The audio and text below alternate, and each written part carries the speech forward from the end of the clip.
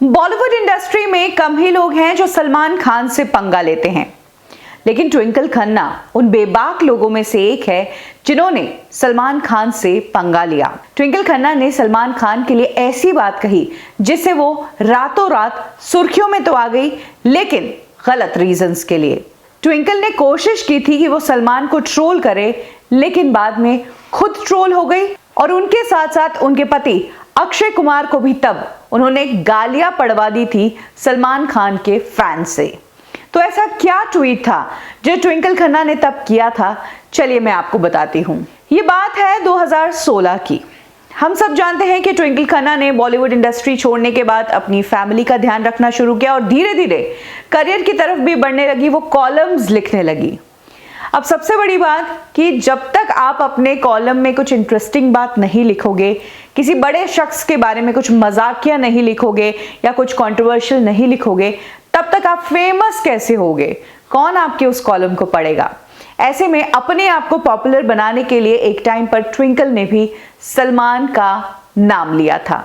Media पर तो हालांकि ये इल्जाम लगते ही रहते हैं कि सुर्खियों में आने के लिए मीडिया सलमान का नाम लेकर कंट्रोवर्सी बना देता है, लेकिन हाँ, ट्विंकल खन्ना ने भी यही काम किया था।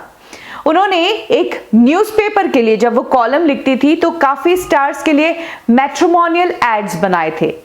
इसमें उन्होंने एक एड सलमान के लिए भी बनाया था, जिसमें उन्होंने सलमान के लिए जो लड़की के बारे में डिस्क्रिप्शन लिखा था और जो सलमान का डिस्क्रिप्शन लिखा था वो सलमान के फैंस को हर्ट कर गया।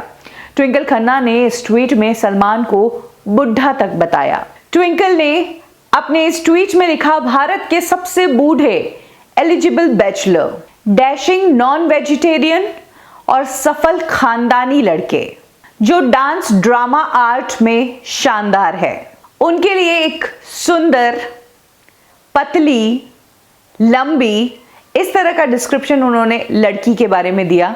जाहिर सी बात है, सलमान खान की काफ़ी रिलेशनशिप्स रहे हैं और इसीलिए उनकी गर्लफ्रेंड्स को लेकर भी काफ़ी चर्चाएं होती रही है और कम बोलने वाली लड़की चाहिए।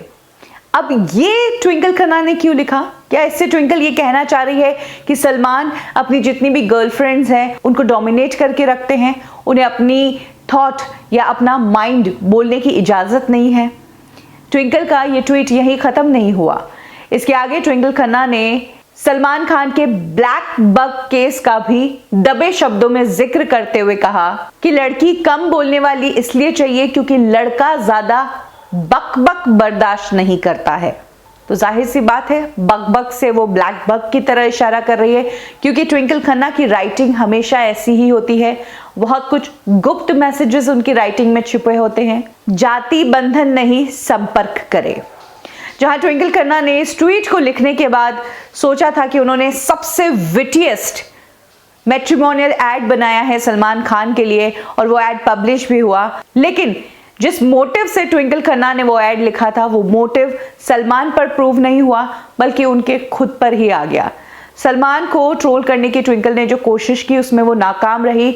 बनिस्बत इसके सलमान खान के फैंस ने ट्विंकल खन्ना को इतना ट्रोल किया कि ट्विंकल के साथ साथ वो अक्षय की गर्लफ्रेंड्स, अक्षय के पास्ट सब तक पहुंच गए। एक यूजर ने लिखा कि मिसेस फनी बोन्स, जो कि ट्विंकल खन्ना का ट्विटर अकाउंट का नाम है, कि आप अपनी खुद की लाइफ में बात क्यों नहीं करती हैं? एक मॉडरेट एक्टर के साथ शादी करके आप खुद अपनी जिंदगी बर्बाद कर रही हैं, वो एक्टर जिसने अपनी हर एक एक्ट्रेस को चीट किया। तो एक यूजर ने कहा कि तुम तो जलती हो सलमान खान के स्टारडम से। एक और यूजर ने लिखा कि सबसे बुरी बात क्या है, सिंगल होना या फिर अपनी बेस्ट फ्रेंड शिल्पा शेट्टी को चीट करके उसी के बॉयफ्रेंड के साथ शादी कर लेना।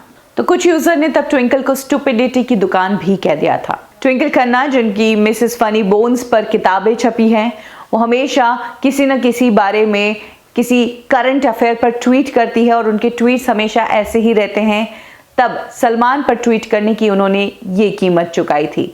आपको बता दें कि सलमान के साथ ये 98 में जब प्यार किसी से होता है, ये फिल्म ट्विंकल खन्ना कर चुकी थी। ये फिल्म सुपर हिट हुई थी। हालांकि उसके बाद कभी भी ट्विंकल खन्ना किसी भी फिल्म में सलमान खान के साथ नजर नहीं आई।